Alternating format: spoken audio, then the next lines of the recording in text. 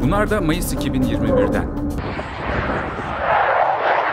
অবরুদ্ধ গাজা উপত্যকায় প্রায় 2 বছর ধরে চলা যুদ্ধের মাঝেই ফিলিস্তিনকে স্বাধীন ও সার্বভৌম রাষ্ট্রের আনুষ্ঠানিক স্বীকৃতি দিয়েছে যুক্তরাজ্য, অস্ট্রেলিয়া, কানাডা ও পর্তুগাল। রোববার পশ্চিমা বিশ্বের এই 4 দেশের স্বীকৃতির পর নিউ ইয়র্কে জাতিসংঘের সাধারণ পরিষদের অধিবেশনে ফ্রান্স, বেলজিয়াম ও অন্যান্য কয়েকটি দেশও একই পথে হাঁটার প্রস্তুতি নিচ্ছে।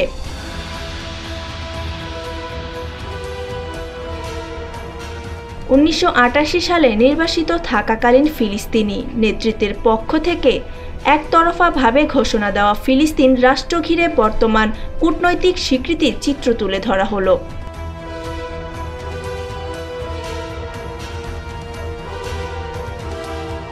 ফিলিস্তিন স্বাধীন রাষ্ট্র হিসেবে যে ভূখণ্ডকে নিজেদের বলে দাবি করে তার মধ্যে বর্তমানে ইসরায়েলের দখলকৃত পশ্চিম তীর ও গাজা উপত্যকার বেশিরভাগ এলাকা ধ্বংসস্তূপে পরিণত হয়েছে। জাতিসংঘের সদস্য রাষ্ট্রগুলোর মধ্যে 3/4 ইতিমধ্যে ফিলিস্তিন রাষ্ট্রকে স্বীকৃতি দিয়েছে। ফরাসি বার্তা সংস্থা AFP'র পরিসংখ্যান অনুযায়ী জাতিসংঘের 193 সদস্য দেশের মধ্যে অন্তত 145টি ফিলিস্তিনকে রাষ্ট্রের স্বীকৃতি দিয়েছে। এতে ব্রিটেন ও কানাডার নামও রয়েছেন।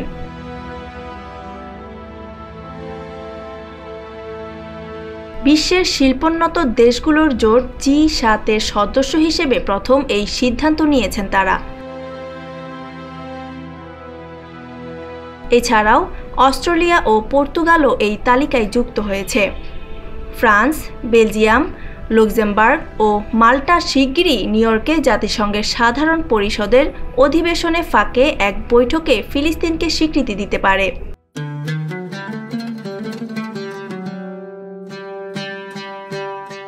আরব বিশ্বের সব দেশ, আফ্রিকান ও লাতিন আমেরিকার প্রায় সব দেশ এবং ভারত, চীন সহ এশিয়ার বেশিরভাগ দেশই ইতিমধ্যে ফিলিস্তিনকে স্বীকৃতি দিয়েছেন।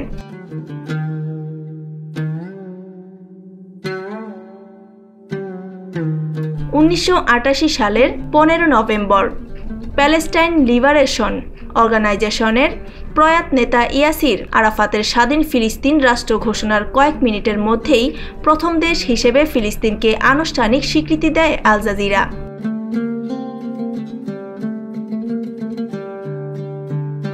ফিলিস্তিন স্বাধীন রাষ্ট্র হিসেবে যে ভূখণ্ডকে নিজেদের বলে দাবি করে তার মধ্যে বর্তমানে ইসরায়েলের দখলকৃত পশ্চিম ও তীর গাজা উপত্যকার বেশিরভাগ এলাকা ধ্বংসস্তূপে পরিণত হয়েছে। জাতিসংঘের সদস্য রাষ্ট্রগুলোর মধ্যে 3/4 ইতোমধ্যে ফিলিস্তিন রাষ্ট্রকে স্বীকৃতি দিয়েছে। ফরাসি বার্তা সংস্থা AFP'র পরিসংখ্যান অনুযায়ী জাতিসংঘের 193 সদস্য দেশের মধ্যে অন্তত 145টি ফিলিস্তিনকে রাষ্ট্রের স্বীকৃতি দিয়েছে। এতে ব্রিটেন ও কানাডার নামও রয়েছে। বিশ্বের শিল্পোন্নত দেশগুলোর জোট G7-এর সদস্য হিসেবে প্রথম এই সিদ্ধান্ত নিয়েছে তারা। এছাড়াও অস্ট্রেলিয়া ও পর্তুগালও এই তালিকায় যুক্ত হয়েছে। ফ্রান্স, বেলজিয়াম, লুক্সেমবার্গ ও মাল্টা শিগগিরই নিউ ইয়র্কে জাতিসংঘের সাধারণ পরিষদের অধিবেশনের ফাঁকে এক বৈঠকে ফিলিস্তিনকে স্বীকৃতি দিতে পারে। আরব বিশ্বের সব দেশ, আফ্রিকান ও লাতিন আমেরিকার প্রায় সব দেশ এবং ভারত, চীন সহ এশিয়ার বেশিরভাগ দেশই ইতিমধ্যে ফিলিস্তিনকে স্বীকৃতি দিয়েছে। 1988 সালের 15 নভেম্বর প্যালেস্টাইন লিবারেশন অর্গানাইজেশনের প্রয়াত নেতা ইয়াসির আরাফাতের স্বাধীন ফিলিস্তিন রাষ্ট্র ঘোষণার কয়েক মিনিটের মধ্যেই প্রথম দেশ হিসেবে ফিলিস্তিনকে আনুষ্ঠানিক স্বীকৃতি দেয় আলজেরিয়া।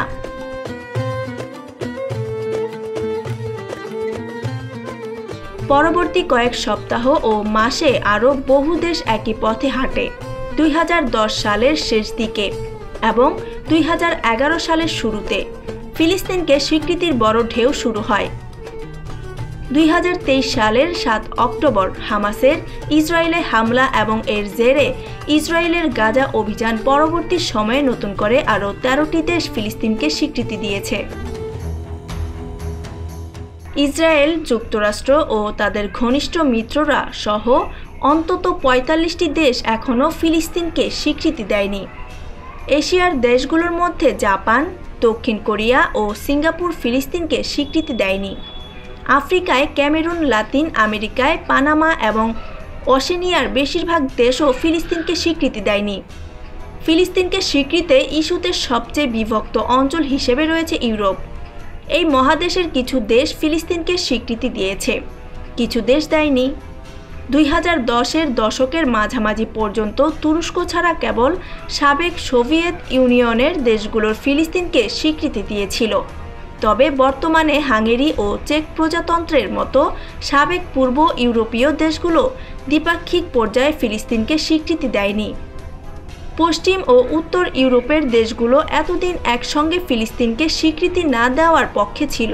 তবে ২০১৪ সালে সুইডেন প্রথম পশ্চিম ইউরোপীয় দেশ হিসেবে ফিলিস্তিনকে স্বীকৃতি দেয়। কিন্তু গাজার চলমান যুদ্ধের কারণে পরিস্থিতি উল্টে যায়। ২০২৪ সালে নরওয়ে, স্পেন, আয়ারল্যান্ড ও স্লোভেনিয়া সুইডেনের পথ অনুসরণ করে ফিলিস্তিনকে স্বীকৃতি দেয়। এরপর রোববার যুক্তরাজ্য ও পর্তুগালও একই পথে হাঁটে। অন্যদিকে ফিলিস্তিনকে স্বীকৃতি দেওয়ার কোনো পরিকল্পনা নেই বলে জানিয়েছে ইতালি ও জার্মানি। ফ্রান্সের দক্ষিণাঞ্চলের আয়েসগো মার্সেইলে বিশ্ববিদ্যালয়ের আন্তর্জাতিক আইন বিভাগের অধ্যাপক রোমালে বোফে ফিলিস্তিন রাষ্ট্রের স্বীকৃতিকে আন্তর্জাতিক আইনের অন্যতম জটিল প্রশ্ন বলে মন্তব্য করেছেন। তিনি বলেন, স্বীকৃতির এই বিষয়টি রাজনৈতিক ও আইনি ক্ষেত্রের মাঝামাঝি অবস্থানে থাকা একটি বিন্দুর মতোই। তিনি বলেন, প্রত্যেকটি দেশ নিজেদের ইচ্ছামতো নির্ধারিত সময় ও প্রতিক্রিয়ায় স্বীকৃতি দিতে পারে। এই স্বীকৃতি প্রত্যক্ষ বা পরোক্ষ উভয়ভাবেই হতে পারে। লেবোভ বলেন, স্বীকৃতির নিবন্ধনের জন্য কোনো অফিস নেই। ফিলিস্তিন কর্তৃপক্ষ পশ্চিম তীরে যেসব পদক্ষেপকে স্বীকৃতি হিসেবে বিবেচনা করে তা তারা নিজেদের তালিকায় রাখে। তবে এটি একেবারেই বিষয়ভিত্তিক। অন্য দেশগুলো বলতে পারে তারা স্বীকৃতি দিয়েছে বা দেয়নি, তবে এর জন্য কোনো ব্যাখ্যা দেওয়ার বাধ্যবাধকতা নেই। তিনি বলেন, আন্তর্জাতিক আইনে একটি বিষয় পরিষ্কার যে স্বীকৃতি দেওয়া মানে নতুন একটি রাষ্ট্র গঠিত হয়েছে এমন নয়, আবার স্বীকৃতি না দেওয়া মানেই কোনো রাষ্ট্রের অস্তিত্ব নেই এমনও নয়। স্বীকৃতি মূলত প্রতীকী ও রাজনৈতিক গুরুত্ব বহন করে। ৩/৪ দেশ মনে করছে ফিলিস্তিন রাষ্ট্র হিসেবে থাকার সব শর্ত পূরণ করেছে। ফরাসি বংশোদ্ভূত ব্রিটিশ আইন বিশেষজ্ঞ অধ্যাপক ফিলিপ শান্টস গত আগস্টে নিউ ইয়র্ক টাইমসে লেখা এক নিবন্ধনে বলেন, অনেকের কাছে এটি প্রতীকী মনে হতে পারে, কিন্তু বাস্তবে এই প্রতীকী একটি বড় পরিবর্তনের সূচনা। কারণ একবার ফিলিস্তিন রাষ্ট্রকে স্বীকৃতি দেওয়া হলে আন্তর্জাতিক আইনের দৃষ্টিতে ফিলিস্তিন ও ইসরায়েলকে সমানভাবে বিবেচনা করতে হবে।